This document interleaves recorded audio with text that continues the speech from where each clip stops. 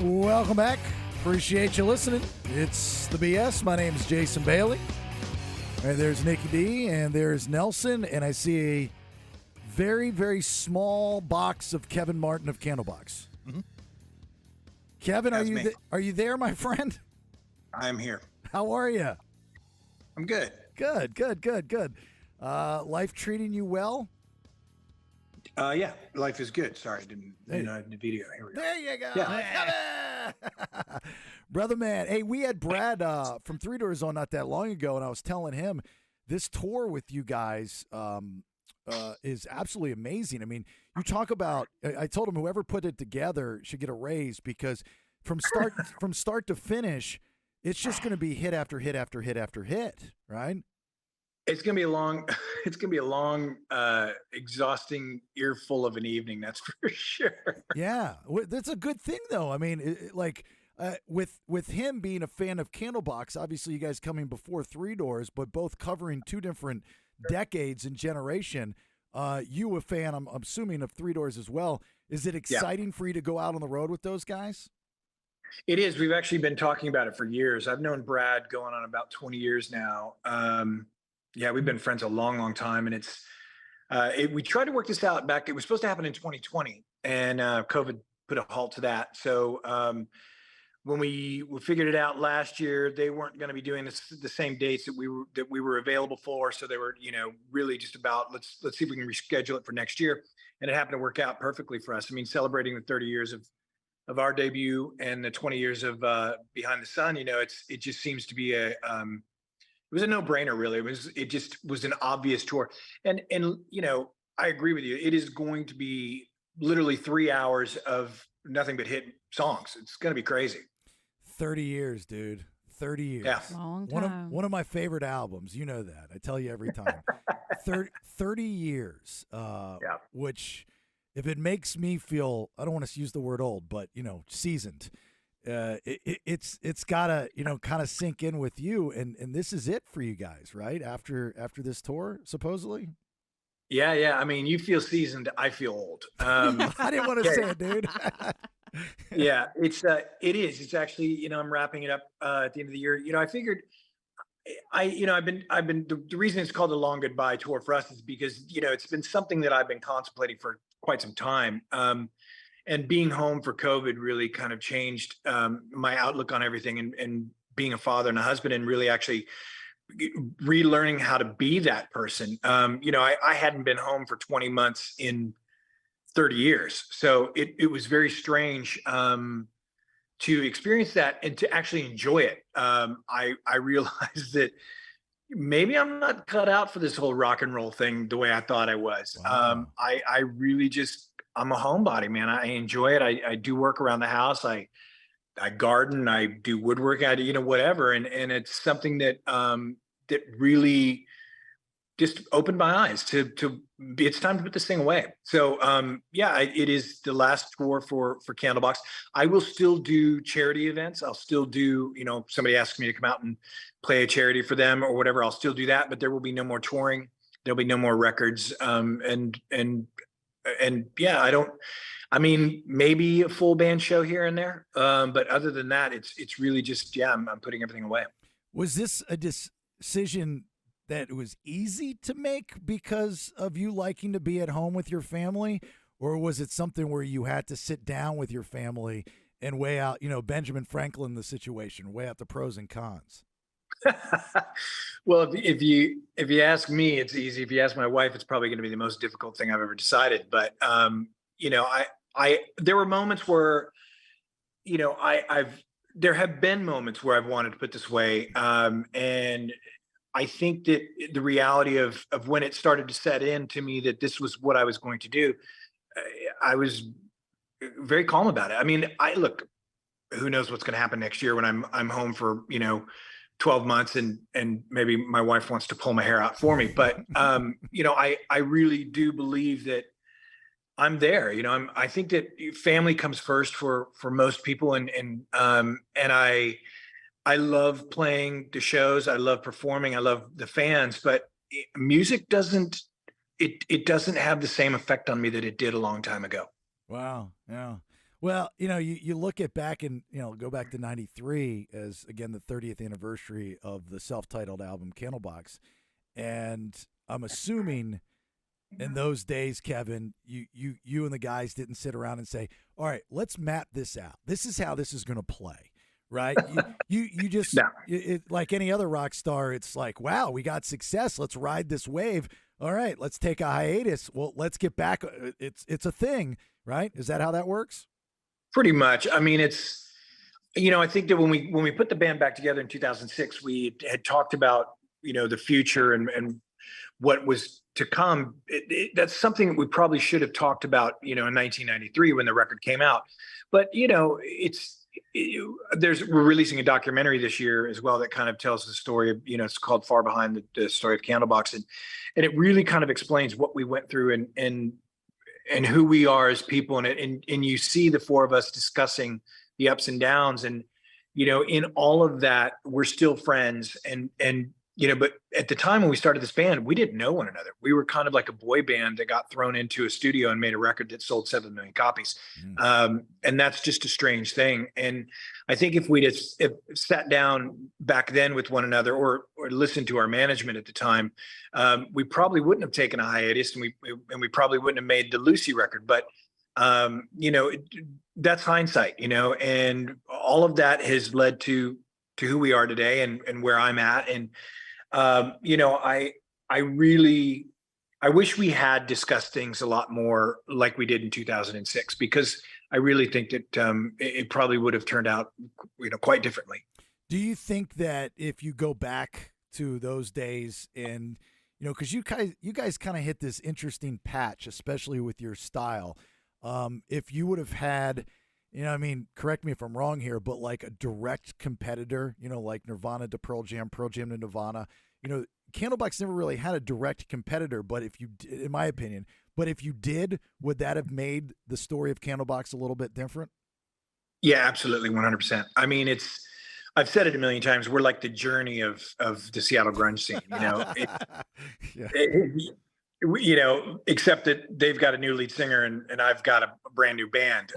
It's just, we really were so different than all of the music that came out of the city. And, that's why a lot of the bands from Seattle all thought we had moved there, because we didn't sound anything like what was being produced musically there. And that has a lot to do with the fact that we're also 5 years in age younger than a lot of those guys. And, and Pete's main influence was Black Sabbath and Iron Maiden. And, most of those bands, their influence was the Clash and the Dead Kennedys and a lot of the punk rock and the Beatles and acid rock and stuff that was going on at the time. So we really kind of, and still to this day, I think we are just so much different than anything that's out there. It's strange to me that we don't fit in the metal camp. We don't fit in the alternative camp. We don't fit in the grunge camp. We don't fit in the punk rock camp. So where do you put Candlebox at like a festival that happens in Las Vegas, like, that just happened last over the weekend? It just doesn't fit. We fit in some of the Danny Wimmer events, which like, what California Rebellion or Carolina Rebellion, stuff like that. But we just are kind of like the Journey of the Seattle music scene. Yeah. But then, 20 years ago plus, saying that you don't fit, that you're not in that mold was a thing, and it was a paycheck. But now it's a little bit different. Especially with all the services and different ways that people can absorb music. I think today it's a better thing. I mean, think about this. Candlebox is still played on mainstream radio and also streamed on different services. For a lot of bands that fit into specific categories, you have to go to that playlist or that category, where you guys are spread over to different categories. So that's a good thing. Yeah, it's interesting. Like if you put the Kings of Leon radio station from Pandora on, we're on there. If you put the Alice in Chains PlayStation or playlist radio station from Pandora, we're on there. If you put the Pearl Jam one, we're on there. If you put Soundgarden on, we're on there. We're just kind of, it's a much better environment now for sure, because you can hear us everywhere. And, and that has everything to do with the streaming income that comes in as well. It's a nice thing to have. Well, I don't believe you that you're going to retire because I don't think rock stars know how to retire. And Kiss is like the definition of that, and Motley Crue. Well, listen, if I had Kiss's money and Motley Crue's money and that sort of thing, I wouldn't be retiring. But I don't. So I've got other things to do. I got a garden out here I got to plant. So yeah, so here's the thing. Life after being a rock star. And there's another friend of mine that was in the business. He was a bassist for a fairly successful band, and he just got out of the music industry cold turkey. Sold all of his bass, whatever, and he became an artist. But it was a very tough transition for him, almost like a soldier coming back stateside. It was a very tough transition for him to get back into that life. It cost him a relationship, friendship, so on and so forth. So you, Kevin Martin, you are at your house, you are done this tour, you are retired, and there's an opportunity at Home Depot in the garden section where you're going to get a discount on all of your flowers and plants.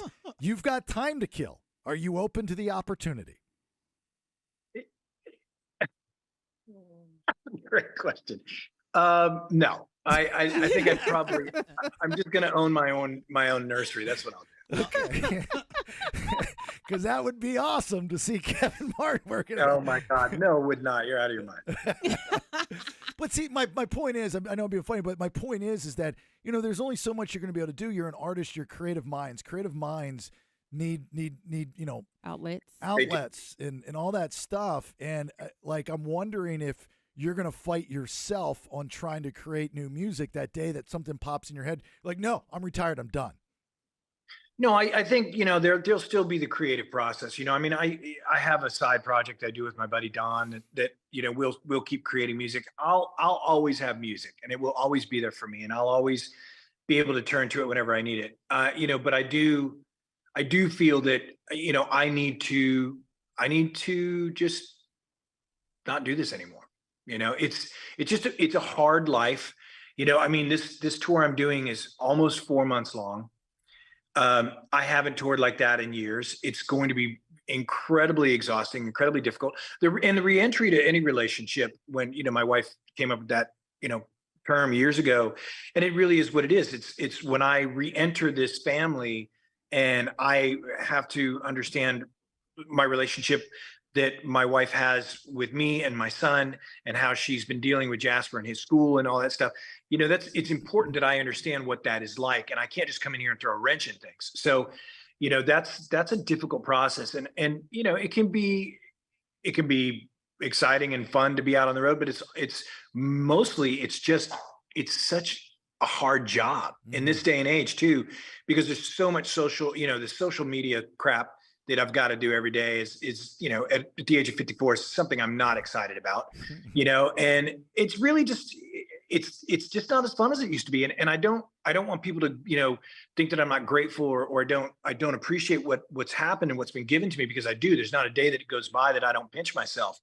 But, it's also everything that I've seen and everything that I've done. I've been there and I've done that, and it's time to put it away. I've got mad respect for you, Kevin, especially because it's all about the family, Thanks, Jake. And I just moved cross country to Sacramento here, work for a great company, work for a great radio station, but I didn't know if I was going to go back to terrestrial radio, and I didn't, because I wanted to wait for my daughter to graduate high school. So to the things that we do as parents and fathers, as we get older, and we just kind of push them aside. So I've got a newfound respect for other people that do the same. I'm not at that level of where you're at, Kevin, but I couldn't even imagine doing what you're doing right now and how taxing it must be. And that last show of this tour, what you're going to be like. It's it's going to be rough. That's what I'm going to say. It is. My back's going to be killing me. My hip's going to be killing me. All sorts of stuff, but. I'm certainly going to be looking forward to getting on that plane and flying home. Yeah. Are you getting up on stage with Brad, or vice versa? You guys doing any stuff together on this tour? Yeah, we're working out some songs that both bands can jam out at the end of the night. So that's kind of that's what we're pretty excited about, really, is because we're great friends with those guys in the band, and we all we all love the same music. So it's kind of been funny because everybody's throwing a bunch of different songs into the mix, and everybody's like, "Oh yeah, we should do that. We should do that." I was like, "Listen, we don't have time to learn 15 songs. We got to pick one or two that both bands can knock out of the park." So I think everybody's going to be pleasantly surprised when they hear what we're going to be knocking out with those boys every night. It's going to be fun. You want to give us a hint? You want to give us a little Nope. Exclusive? Mad Season? No, maybe something. No, I think it's gonna be a lot deeper than that. I think people are gonna be surprised as to what songs we've been throwing. What if, hypothetical, what if a very popular band that you are a fan of needs a new lead singer? 5 years, 4 years, 3 years, 2 years down the road. What do you do? Journey. Let me finish. Journey needs a new lead singer. I would jump at the opportunity to sing for Journey. I do a lot of Journey songs in karaoke. I love them. Listen, I think it really would have to be something extraordinary. It would have to be an opportunity that I certainly, could not turn down. And that's going to be one or two bands. And, it would be maybe Black Sabbath, or U2, it would have to be something just that dumb. Huge. And residency in Vegas. In Vegas, exactly. Right. where you get the suite for 6 months, 3 months on, 2 months off, 3 months on. That's the gig, right? I'm in for that. You make that happen.